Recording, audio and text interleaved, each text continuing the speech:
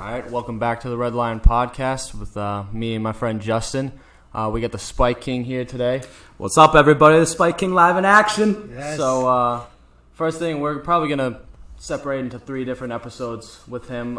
First thing we'll talk about on this episode will be the Red Sox. Recently have been I don't even know what to say about them. They lost yesterday against the White Sox. 38, 9 games back. Yeah. Got a big series coming up against the Yankees in London. Yeah, definitely. What was it? Chris Sale yesterday let up 3 runs in the first inning. Then you got Barnes blowing the game late. Yeah, I really don't know what's even wrong with him.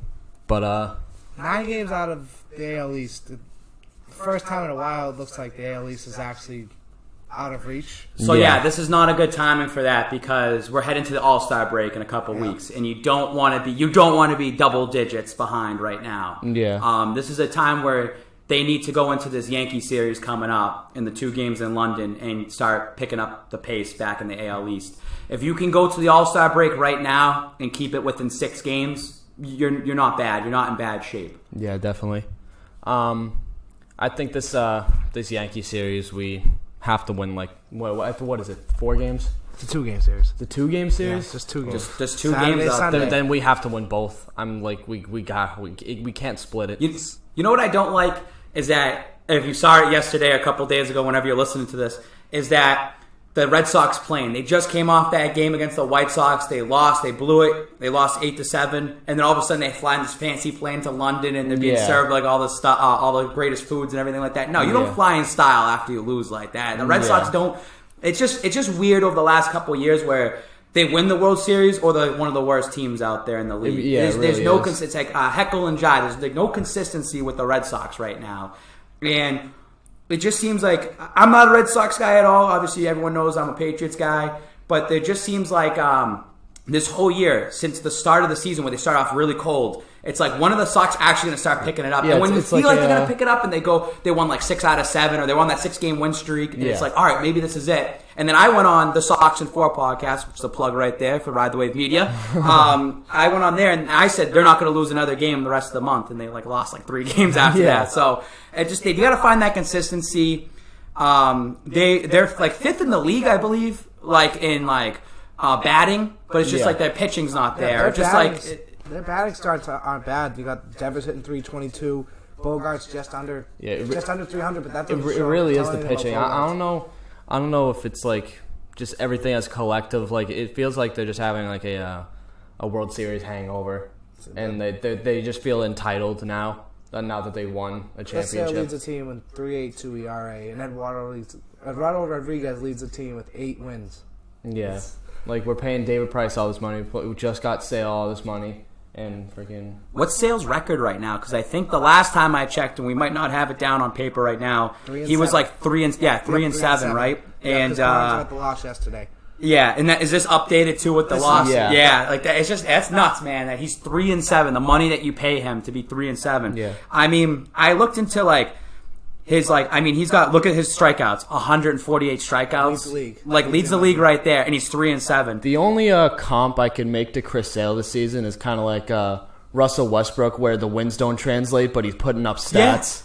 Yeah. 43 earned runs, and he's 3 and 7. And it's just some games he's played, and I've looked at some of his past games, and it was they lose 2-1, or they lose 3-4 or something like that. And you kind of feel bad. That's a great analogy right there, though. Again, it's the Sox have it. They're just not consistently putting it all together in a nice, neat little package. Definitely. It's once you get out of the starters, once you get into the bullpen, it's it. I mean, what do you think about once you get in the bullpen?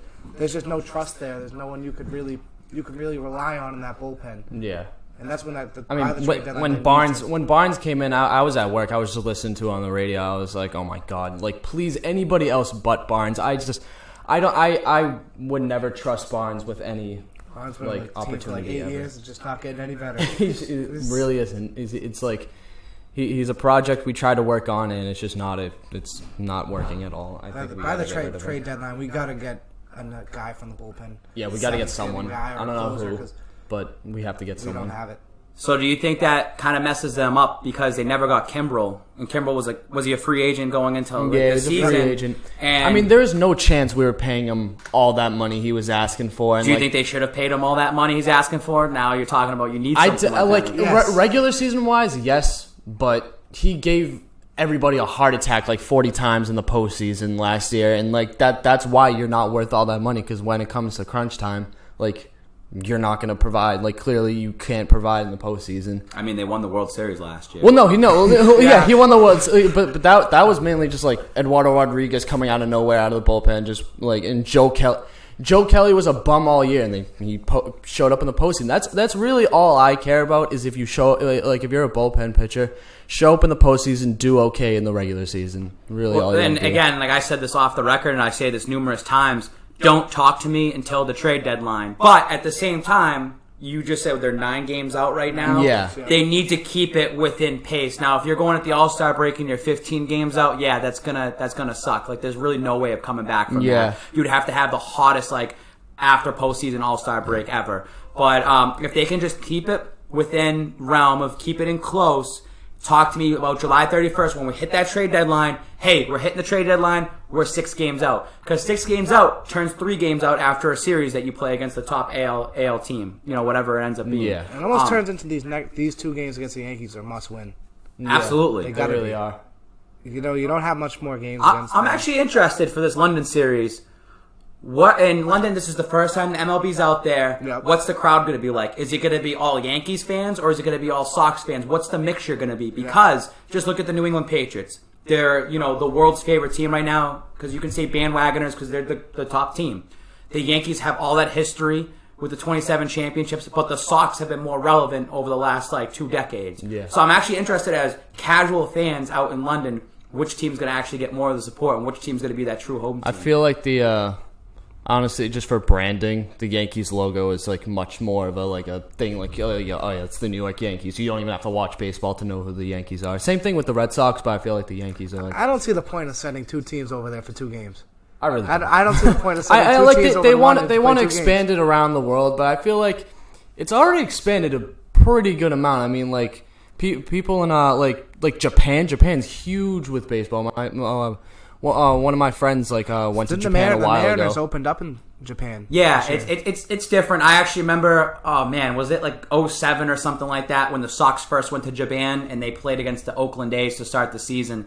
And it was like 6 in the morning or 5 in the morning when they played. Yeah. And I remember like going to school that day. I'd wake up early and then I actually watched it. It's actually when I cared about baseball back then. But it's just interesting. It's something different. Like the Celtics and the Sixers just played out there in London last year. GRD went out there. The ticket was like $600 just to get into that game. Crazy. It's just something a little bit different. But I think they play Saturday. So they have Saturday and Sunday. So this is actually good for the Sox to have a 1:00 game on a Wednesday, take an L, have a couple days off, little mental break. Although it's like 48 hours or 72 hours, and then hey, we're playing the Yankees for 2 games. These are, like you said, must win. If they do lose these 2 games against the Yankees, what is that plane ride going to look like? That plane ride home, it can't look pretty nice. No, and that's something that could ruin the team's chemistry right there too. Like you said, you're coming back. You know the All-Star break's coming. Where some guys might just pack it in and be like, whatever, we'll just wait till the All-Star break, and then you go on a little skid right here, and now we're talking about being like 15 games out of first place, and you don't want that. And I totally agree, it's a must-win. Like I said, I don't really care until the end of the season, but now it's kind of like you said 9 games to me, and I'm like, all right, now I have to start paying attention. I mean, I don't want to bring up past history and stuff like that, but the 86 Yankees were we were up 14 games on them in the AL East, and after the All-Star break, they came back and won the AL East. It was one of the worst chokes in and it's possible to get hot, dude. Like look at the Rockies in 2007. They won 20 out of 21 games going into the World Series. And that's why I always say don't talk to me until August and September when those games start really mattering, and that's when you catch that lightning in a bottle. You don't want to be really great at the beginning, and then that's it. But the Sox last year were great all season, and like you figure, like when are they going to give it up? Oh, the postseason's coming. They've been too hot. Like when are they going to give it up? And they crushed it last year. Yeah. So, and that's another thing too. You can say it's a championship hangover coming off of a win like that. You're a player. It's a long grind all year, and you only get like a month or two off, and then you're right back into that grind. You kind of want to still enjoy. You want to enjoy winning that championship. So. I kind of want to make a point about Mookie. Like Xander got paid, obviously, $20 million a year. Like that was a great contract by the Red Sox. Like that was a slam dunk to pay him. Like that it was a decent contract.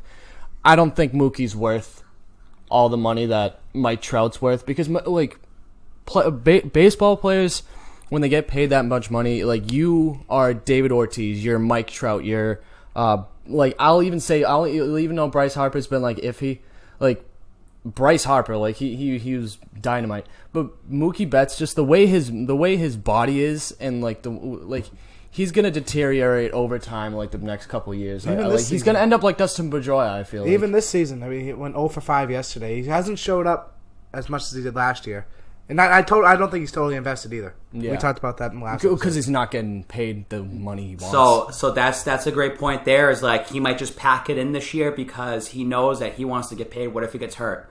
You know what I mean? Like, look at someone like Kevin Durant. Like, he wants to get paid, like, and he tears his Achilles, and that might ruin his contract. For me, for what Mookie is, you sign him. Give him whatever the hell he wants because he is your future franchise player that he's going to have his number retired with the Red Sox. It's very rare nowadays where one player stays with one team. So you talk about Dustin Pedroia and deteriorating, like, and everything like that. But Pedroia, like, you're going to always remember the great times, not the bad times. Yeah. So, yes, Mookie might be having a bad season. Give him his money. He'll have a couple seasons coming up the next couple of years where he's actually, like, another MVP caliber season, and it's like we made a great decision here. But do you think they might have chose Bogarts over Mookie with signing him earlier in the season? What do you think about that? I think that it could be because they want to wait and see how Mookie's year is. When they go, they probably want to, lowball him a bit, say, like, hey, this was your season. This was, like, the times on the line. We don't justify paying you X amount of dollars.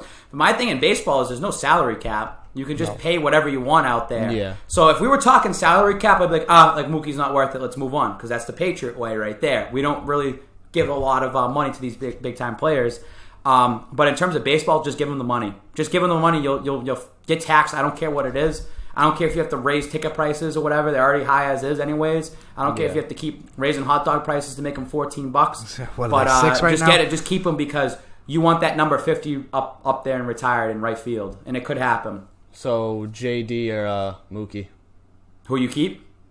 They're going to have to choose. Mookie, dude. Like, I just think that Mookie's got it like that. I don't know. Like, I don't think I'd pay JD either. JD's getting up there in age, and he's not. He doesn't have defense. JD doesn't play defense. How old is JD? He's a pretty underrated defender. I mean, when he was out there, like he wasn't like a liability. I mean, of course, compared to Mookie Betts, but when you got to take out, you have 3 center fielders. But if you got JBJ, Mookie Betts, and Andrew Benintendi, that outfield is dynamite. I honestly think Devers is going to be better than all of them. Devers will probably be converted to a DH. He's like, I know I'm putting a high standard on him, but I could see him being like a David Ortiz type of hitter. Yeah. Like he is a phenomenal hitter. He already has 100. He already has 100 hits in the season, and he's only got 12 dingers. But still, like he's someone that you said that slides into that DH role. Again, I'm not a baseball guy. Who's the DH right now that they have? JD. So it's like, and how old is JD? Like, what's his age? 30. Like you just said, he's creeping up. 31. So how old's Mookie? He's young, right? He's got to be like, what? He's got, I don't know, 23, 24, 25. He's in that range. He's in that range. Keep him. Because then Mookie hasn't even hit his prime yet. Mookie hasn't hit. Yeah, he has a bad season. Okay, like we all have bad seasons. He's coming off a championship win. AL MVP. AL MVP. Yeah. He's coming off a big season. Remember that picture last year of like all the, or I don't know if it was this year or last year, and all those trophies in front of him. It's like he's done a lot in a short time in a career. All that hardware. Just think that he can double that hardware up. And I just think that in terms of a franchise, if you're thinking as the Red Sox in terms of marketing, you want a player like that. You want to keep a player like that. This core is just so young too. Like Devers, Bogarts, Benintendi. JBJ, he's on the cusp there, but all those guys are really relatively young. Yeah. And that they just keep building on that. Definitely. So what do you think about Alex Cora's coaching so far this year? Because if you go, it's what's funny is that they go from Grady Little and then 03 to Tito Francona first year. They won a championship. Then they win another one in 07. His time starts going down. I know they got Valentine in between, but then all of a sudden they get John Farrell. It's the first-year coaches. The first-year coaches, except for Valentine, because that's a whole different story, but they win. And then all of a sudden the next year they suck. So maybe it just has something to say there about coaching and the organization. But the only job the manager really has as a manager is to manage the bullpen. And Cora did it great last year. And I've touched on this in a couple of other episodes. He manages the bullpen pretty well, but you can't manage a bullpen well if you don't have any talent in the bullpen. I don't think it's Cora's fault. Like Dave Dombrowski's got to make a move during the trade deadline to get someone like to be in that bullpen, at least close out a game. Ryan Brazier leads the team with 7 saves. Ryan Brazier, dude, he's not even a closer. He's not. I was gonna say I don't even know what that name is. He's not even a closer. Yeah. He's a 7th, 8th inning guy. Yep. He's really not a closer. He's your setup guy. Exactly. Like and that's what they need. He's set up. He's set up all right. So like a Mike Timlin back, or something like that. They need to make a move in the bullpen. That's their offense is there. Their starting pitchers, I mean, they haven't showed up this season, but that's something that kind of reminds me. I think it was 2007, and going back there, and I think at the trade deadline they got Eric Gagne at the time because they needed a closer, and then Eric Gagne, they brought him in, he sucked, and he still and guess what? They still won a championship that year. So those things can happen, but sometimes having a veteran coming in and just kind of giving advice to the bullpen as well too, bringing in someone like that, having a vet there. I think you just need a guy who can win games now. As long as you can make it to the postseason, this team has the talent to go very far in the postseason, just like last year. And I think the bullpen showed you last year. They can show up in the playoffs. All they just need to do is just get there. Kind of like Tom this year, the Pats. If you can just get them there, you don't have to have the best record. Just get them to the playoffs. You'll go to the Super Bowl. What kills them is and this is again another shout out to Sox and 4 Tyler Miller, and what he said is that the Sox are not winning the games they should be winning. They're losing to teams that are way below what they are, and they need to fix that ASAP. But it's kind of funny because say the Twin Series, that was 18 innings, whatever it was, that's a big loss right there. They should have had that win right there. And I think that's a little, again, it's the chemistry. And like you said, you go into this London series, you lose 2 games against the Yankees. That's going to hurt their chemistry big time. For sure. And they just got to find that consistency, beat those teams, and stay on that course, and beat the teams you're supposed to beat. If they can win these 2 games in London, then they go to Toronto and then to Detroit, which both are winnable series. Yep. So they can get on a nice roll here before All-Star break. Both of those teams are really not that good at all. Toronto's I'm pretty sure they're okay this year, but they're not the Red Sox should beat them for sure. 3 out of 4 times. Same thing with Detroit. Same thing with Detroit. So sucks. if they win these two against the Yankees, come back with all that, then they're 7 games back. That momentum from the Yankees game, then you win out. Then you win against Toronto and Detroit. Yeah, looking good going into the All-Star break, and now it just pretty much gives the fans more confidence and it gives the team more confidence. If you can get 2 against the Yankees, that can really this series can really change your season because you're okay, we are that World Series team who beat the Yankees in 5. We are that World Series team who beat the Dodgers in 5. So I guys want to give you, we're going to go off a little topic here. This is still baseball though. Yeah. So I want to give you guys an exclusive story here, and I kind of want to talk about the All-Star break because that's coming up. Who knows if I'm ever breaking news from the Spike King. back on here again. I don't know if you saw some of my stuff because I did go to the All-Star game last year. It was my first time ever going. It was in Washington, D.C. I got flown out there. I had a great time out there. And again, I'm not a baseball guy, so it's kind of, I used to be a baseball guy. I will say this. The 2004 Red Sox meant more to me than the Patriots winning the first 3 Super Bowls. I was totally into baseball growing up as a kid. 2003, I cried when Tim Wakefield gave up that home run to Aaron Boone. You know why? Because I had a ticket to the World Series that year in 2003, which at that time it was a lottery. You had to get lucky to win. And it was $60 to sit in the bleachers. So I still have that ticket. It's downstairs, but I still have that ticket. But anyways, little story here about All-Star game. Fun atmosphere, fun time. If you have the chance to go out to the All-Star game, go there. Now, tickets could be expensive. The standing room ticket alone was $300 to get in there. Wow. Yeah. So there was two of us. It was me and somebody else. We went there. It was $300 a ticket. But they have Fan Fest. That's a great time. Like they have, all these different signings that are going on around DC. It was great. So a little story here. It's just funny because of who I am, what GRD, what we've grown up on. To make it in life and to do things, you got to sneak in places. You got to go and to know. You have to study your surroundings. Always study your surroundings. Always be situational awareness. So we're at the All-Star game. We're inside. I'm drinking my Bud Lattes. I had to charge my phone.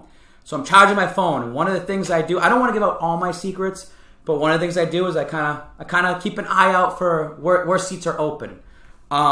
So there's the PNC Diamond Club. The PNC Diamond Club was $2,500 a ticket just to get in there for the All-Star game. So the PNC Diamond Club's right behind home plate. You have a great view, unlimited food, unlimited drinks. So I'm looking at the line, and everyone's going in. And I think it's Andrew Jones. Did he used to play in the Braves? Someone, not Chipper Jones. It was like Andrew Jones or something like that. Anyways, he's in line getting in there because the PNC Diamond Club is like the who's who in there. So I'm watching. And I'm looking, and Andrew Jones' agent's with him, and his ticket wasn't scanning. And then all of a sudden, his agent starts flipping out. Why am I not allowed in here? Why can't I get in here? So security is now all focused there. There's a set of doors here, there's a set of doors with the line, and there's a set of doors right behind it because people are coming in and out. So I go to my buddy, hey, go in there, because I have all my stuff charging, my beers are out there. So he rushes right in, gets in. By the time I get all my stuff situated, there's police now there. They're like, what's going on? There's always a back door. Just remember that. Any situation, there's always a back door. Not sexually either. There's always a back door. You got to get consent for that. There's always a back door. Got snuck in the back door. Take a $300 ticket and turn it into a $2,500 ticket. Just act like they're supposed to have wristbands. Just act like you're supposed to be there. Sat down. Met a bunch of celebrities there. Mookie, I had Mookie's jersey and everything like that. Again, I'm a fair weather Sox fan right now. Watched him lead off last year. Then I just watched the first inning, went inside, drank and ate my face off. Then went back out there for extra innings, and it was an awesome time. But I'm just telling anybody out there, if you have the chance, I know this year it's in Cleveland. A lot of people make fun of Cleveland. I actually want to try to go out there, and it's great. It's around my birthday too, so it's kind of an excuse to make a trip. But if I can get out to Cleveland, I'll go do it because it's great. The same thing with Home Run Derby. If you can just get out there and just be part of that experience. And a suggestion for anybody out there too in the future, plan your trips ahead of time. Never wait last minute. Start doing things now. Start doing things beforehand. Right now, I'm already thinking about Super Bowl 54. I'm already going to start booking things for Super Bowl 54. Last year, we'll put this on another podcast, listen to it. I'll tell other stories about that for the Patriots one. Yeah. But, again, I went down there first time. Best experience in the world. We'll get into that later on. But if you have the chance to do it, especially if you like baseball, go out there, go wherever it is. Wherever it is, just go out there and have a great time. And be sneaky. Situational awareness. Don't piss people off. Know when to take an L. If something doesn't work out, just walk away from the situation. That's happened to me plenty of times, too. But... it was a great time going out there last year. I just wanted to let you guys know that. Yeah. I think one of the brief moments where we really loved Kyrie Irving. Me and Terp, we went to the black seats in the the low black seats. We knew one of the what's it called? One of the ushers. Well, we knew one of the ushers, and he was like, "Oh yeah, I'll look." Joe, great guy, Yeah. Joe. It's all about who you know. Yep. Yeah. It really is, and I've learned that a lot over the last couple of years. I mean, even growing up, it's about who you know, being nice and respectful to people, because you do that once, it could be 2 years after. That's exactly what happened with him. We had met him from another usher we had known there, and he introduced us to the guy Joe, and then so Joe said, "Come down there at halftime. We'll see what we can do." And we went to him at halftime. He escorted us right up to the black seats. They say these games sell out. Say if it's the Garden or Fenway or Gillette, they're never sold out. There's always something available, and it's about who you know and being smart about it, and you'll be able to cash in on those opportunities. And again, and we have no NHL talk today, but let's just say Timmy King for NHL. That guy got on the ice for Game 7 for the Stanley Cup with him and GRD. Yeah. It's just about who you know, what to do, and make sure you know what you're doing. So Yeah. it's a good shout out to all the young ones out there. You know what I mean? Yeah. Like in the future, The young viewers. the young viewers out there.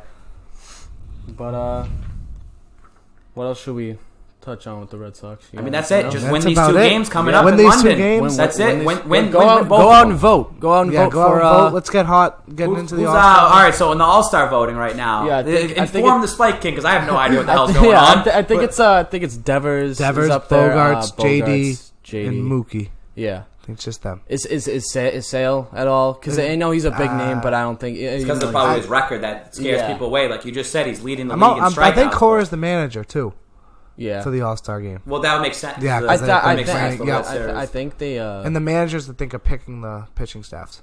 Yeah. So Oh, they get to maybe pick. Sale gets in maybe with the Sale Cora does make an appearance. because of Cora. And then sometimes too, I think like if a player can't make it or they get voted in, and it's like, well, no, like they're injured or whatever ends up happening, they always have like a replacement. So that ends up helping. the reserves. And they probably do need to play in the All-Star game to get a little couple more reps. Yeah. You know what I honestly. mean? Like, because you don't want to take that break on a losing streak and then you have more time off and then you come off of it and you're completely rusty. Like, you kind of want to go there a little hot and go into the All-Star break. And Do they know what the home run derby lineup is? No, No? not yet. Well, when do you know when they announce it, like, roughly? I think it's a lot sooner. So the home run derby has been, like, boring the last, like, 10 years. My eyes. Last year was great because of Harper. And it was in D.C. and him winning it. I mean, that's a great story. It's great. But I just feel like the home run derby, just like the slam... It's kind of like the dunk contest, yeah. Just going to say that. Yeah. Slam dunk. You just took the words right out of my Yeah. mouth. Slam dunk contest. There's only so many times you can do it. And I also believe that the whole steroid era kind of ruined the home run derby. Because you wanted to see these guys just mash the ball like nonstop. Now, I do like the new things they're trying to do, like the goal ball and the time limits and all this and that. But it just doesn't have that same excitement it used to have. Like when I was growing up, when I wanted to watch it. I just don't know what it is. I don't know if it's because cable television's dying out and no one really wants to watch TV anymore because we're just swarmed in on our phones nowadays. It's because everybody's seen it already. There's so much you can do. It's the slam dunk contest. There's only so many dunks you can do. I think the only relevant slam dunk contest since 2010, I'll even go back to like maybe 2005, was the Dwight Howard one. And then the more recent Zach LaVine and Aaron Gordon. That was a good one. That was great. That's That was a honestly good my one. favorite one of all time because I've never seen. No one's ever seen a duel like that where it just goes back and forth and back and forth. But let me touch on that LaVine and Gordon, and it's the same with the MLB. They don't have. The home run derby needs to be all-stars, like the top guys. I don't want no names. I want to know. Yeah. I want Mookie Betts in the home run derby. Yeah. Because I know what that name is. As a casual person, as a casual viewer, you just want your top names in there. Yeah. And that's what it should be. Even if Mookie can't even hit a home run, I don't care. If you're lobbing the pitch to him, he should definitely be able to hit a home run. Yeah. You want these guys that 13. are marketable. Yeah, that's fine. 13 Put them for out the there. year. It's lob balls. It's like practice. Yep. That's all it is. I want top names in the. It's like in the slam dunk contest. LeBron James should be in the slam dunk contest every single year because he's a top name. That's why the Dwight Howard one. You remember it because Dwight at that time was a top name in the league. Mm-hmm. You want all those top names all the time in the league. I don't care if Mookie Betts was going into this with 2 home runs. Put him in that because you know who he was. He's the AL MVP of last season. Just put him in there. It's great to showcase the future. It's great to showcase guys that should get that respect. And yes, if someone's leading the league in home runs, throw him in there. But I want marketable names, people that I know of as a casual viewer. Remember that. You can be like, oh, you don't know this name? Like, blah, blah, blah. I don't care. Like, I don't watch, like, other baseball teams. But if it's a marketable name that I know, like, I want Trout and Harper in it every single year because I know those names. I want Mookie Betts in there now because he's the AL MVP. I'm from Boston. I'm casual. I know that name. I want those things. I want Devers in there maybe or something like that. Yeah. I feel like the only thing that's wrong with that is because what's it called? Players just don't want to, like especially with you said LeBron James in the dunk contest. LeBron will never do that, especially now. He's like what 30. Yeah, well, I mean, we're way past it, and it could be a Yeah. thing with injuries and this and that. But like, if you ask them and they say no, you can't really just be like, "Oh yeah, you have to." Like, no, like it's your decision to go into it. The MLB All-Star game and the home run derby are definitely my favorite out of those, though. The Pro Bowl sucks. Yeah. The NBA All-Star game's just a joke. Yeah, that's just In the like MLB run up the All-Star score. game, you actually have to play. You play for something. That's what I like about it. Yeah, I mean, let's just go back on that take with LeBron. LeBron probably doesn't want to do the dunk contest because he doesn't want to get hurt. Yeah. Absolutely fine. I can understand that. He also doesn't want to lose. He's a sour puss about Yeah. that. He would lose a couple of those times, and it's a big deal. When you look at the home run derby, though, it's like you're not really using like a lot of strength. You're not really Just like swinging a bat. You can literally go out there and again, say if you're Mookie and you're like, I don't really want to do it. Well, think about the sponsorships. Think about the extra money you're going to get paid. What if they're saying, hey, we're going to pay you $250,000 just to go out there and go swing the bat for a couple times? That's kind of that money talks, man. So if the MLB has it. If there's any league that has it, it's the MLB. They have tons of money. And it's crazy because it's probably like one of the worst sports out there right now. It's a dying sport, but they have the most money. Yeah. So you can get guys out there for that. I just forgot where I was going with this. But no, Pro Bowl. Pro Bowl sucks because it's right before the Super Bowl. It's a joke. It means nothing. They should have honestly, they should have the Pro Bowl during the middle of the year. They should have maybe everyone has the same bye week. The NFL should have one bye week. It's even playing fields for everybody. This is a whole NFL. Now we're talking NFL, but it's week 10. Everyone has a bye week, but that's when the Pro Bowl is. And it's not, you can't do a game, skills competitions. All these different skills competitions, whoever has the most points ends up being the home team or whatever like that. You don't even have to do the coin flip in the Super Bowl. Like, that's what it is. You get to choose whether you get the ball or you can kick it. No coin flip anymore. That's a good idea. I should be the commissioner. I should be good out. Yeah. You know what I mean? Like I just gave you a good idea that everyone has an even playing field. No week 4 or week 5 bye weeks. No week 11 bye weeks. Teams are week 4. Put it all in the same week. You lose a little money. They say, oh, well, we're losing money that week. Well, then put everyone on the Pro Bowl together in a dome in a great city like New Orleans. Have everyone come out there. It's a week off. Everyone enjoys it. It's a great atmosphere. Boom, you just made a ton of money. That one, whoever wants it, ESPN, ABC, whoever wants that, everyone's watching it. The teams with the week 4 bye weeks get just screwed over. Yeah, they get absolutely screwed over. Because you got to go 12 straight after that. But like the MLB has it right. We take a little break in between. The MLB has it. You take a little break. Everyone kind of comes together. It's a showcase of what we've done in the season so far, our past. Boom, we're on to the next. We're on the next couple games. Well, for the Red Sox, 44-38. Just look to win these the 2 games against the Yankees and win these 2 games. Go out and vote. I think that's pretty much about it for the Red Sox. Wrapped up for the Red Sox. But we'll see you next time.